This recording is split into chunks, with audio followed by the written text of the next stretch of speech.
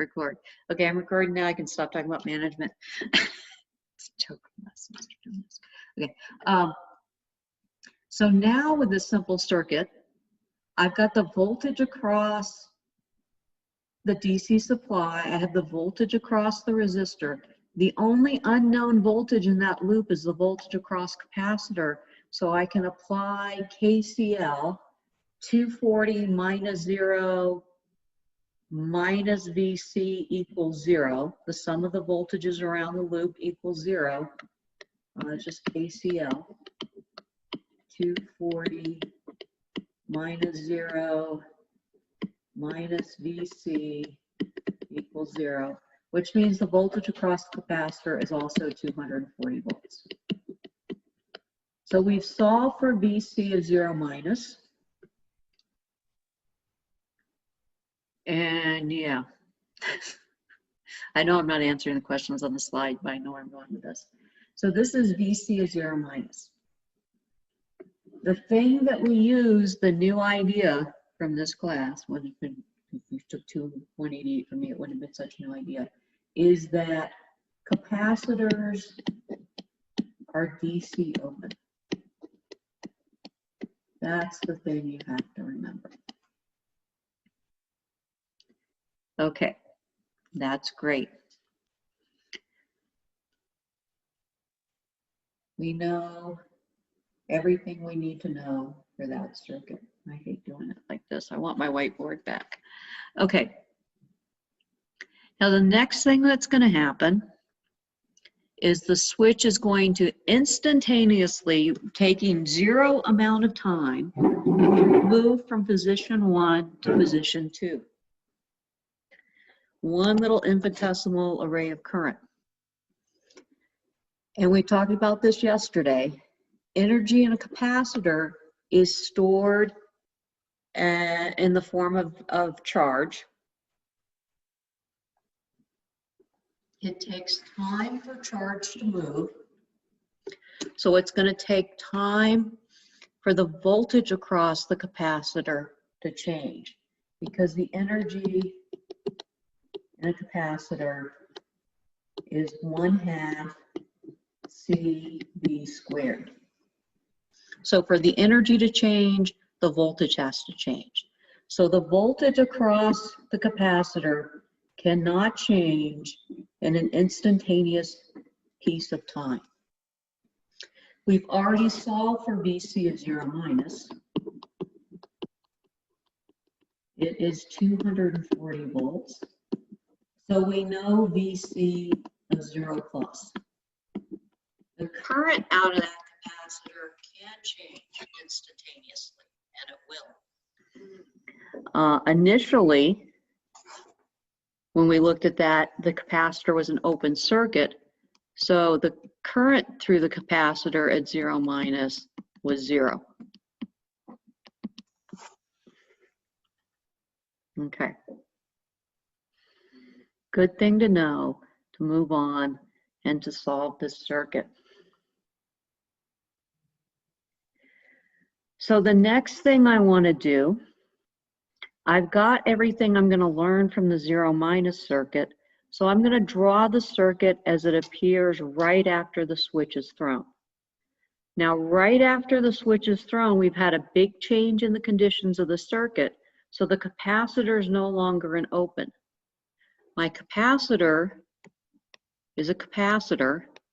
We know the voltage across it because we've solved for that.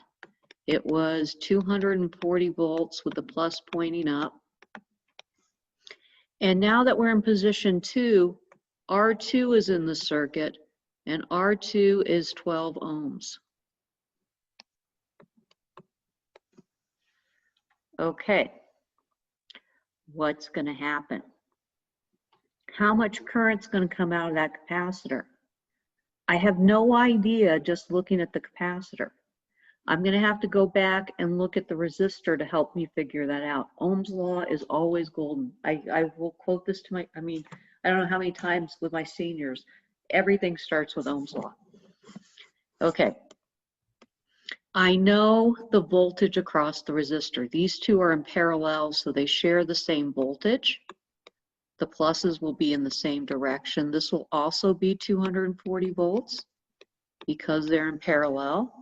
I've got the voltage, I got the resistance, I can find the current. And this is just Ohm's law. If you're not sure about something in a circuit, look at the resistors. They're usually the easiest thing to figure out. And I get the current is 240 over 12, and that is 20 amps. Wow. So the current at 0 minus was 0. And in that instantaneous, infinitesimal bit of time when I threw the switch, it jumped to 20 amps. I got a huge current spike out of it. And when I put this in position 2, now R1 is dangling, so no current can flow through that one. So this is what I call my T equals 0 minus circuit. You'll see the method, the madness in a few minutes. We figured out what the current is at T equals 0 minus. What's the next thing I'm supposed to say? I'm trying to do this in order. Okay. We want to figure out what happens after this has been sitting here for a long time. Now, at T equals infinity,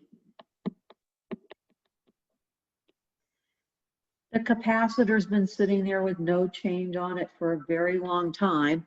So it goes back to being the DC model of being an open circuit. The switch is still in position 2. So I'm connected to that 12 ohm resistor. This is what my circuit looks like at T equals infinity. So what am I expecting here? What do you think the current is going to be? 0? Yes, you've got no energy source. It is 0.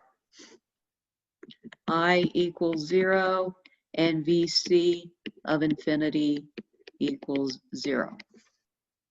Okay, what happened between there? I initially had 240 volts. The 240 volts, this was at, I hate to do this to you guys, I'm going to confuse people. 240 volts at T equals 0.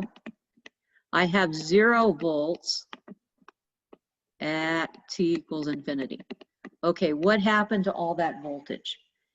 In a capacitor, there's this wonderful equation for capacitors that comes up a lot. Q equals CV.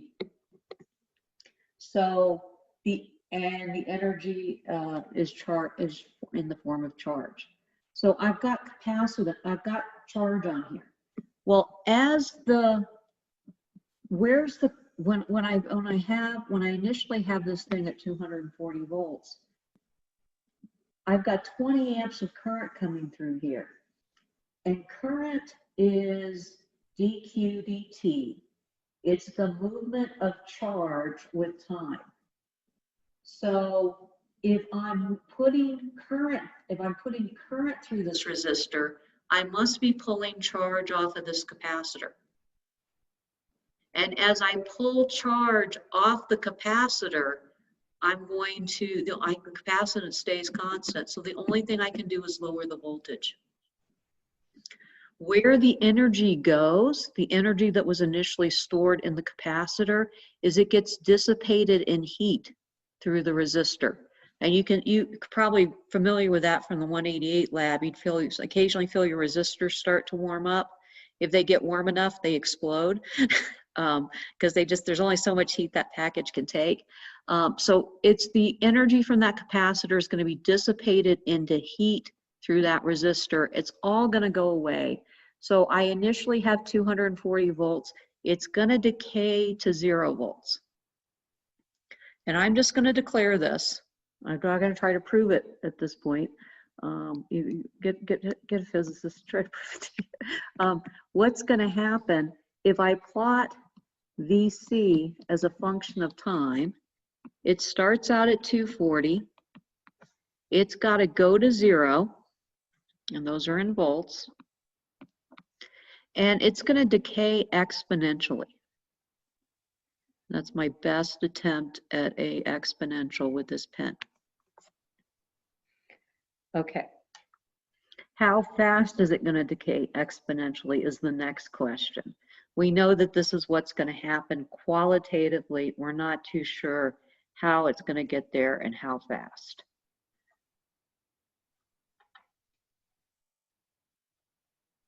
Yeah. I didn't want to do this yet. I was ready to do something else. Okay, we'll just leave that as an open question for now. Now we have a new event. What I'm going to do here with this analysis is I'm going to start out at some arbitrarily defined t equals 0 with the switch in position 2. And it's going to instantaneously move back to position 1. So I'm going to go through the same process. The last time, the first thing I did is I drew the t equals 0 minus circuit.